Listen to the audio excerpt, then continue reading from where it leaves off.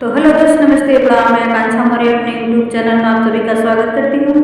आज मैं बहुत प्यारा मजेदार एक महाकुंभ के मेले के अवसर पर बहुत प्यारा एक गीत लेकर आई हूँ। आप लोग सुनना और आनंद लेना और कमेंट बॉक्स में जरूर बताना कैसी लगी मेरी गीत। बहुत प्यारा है। लगी गई महाकुंभ का मेलावा हो, चला चली ना सजाना। लगी गई महाकुंभ का मेलावा हो, चला चली ना सजाना। चली ना सजाना हो, चली ना सजाना, चली ना सजाना हो, चली ना सजाना।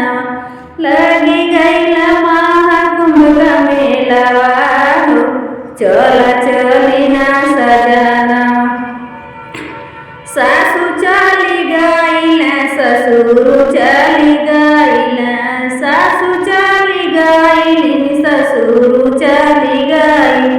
हम बची घर अकेलवा हो, चला चली ना सजाना।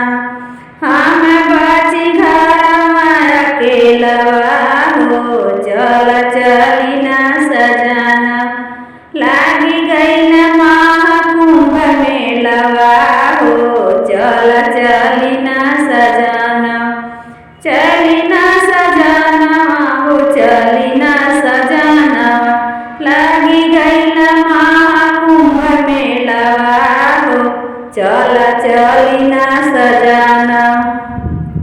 जेठ चली गई, जेठान चली गई, जेठ चली गई, जेठान चली गई। हम बची घर अकेलवा, चला चली ना सजाना।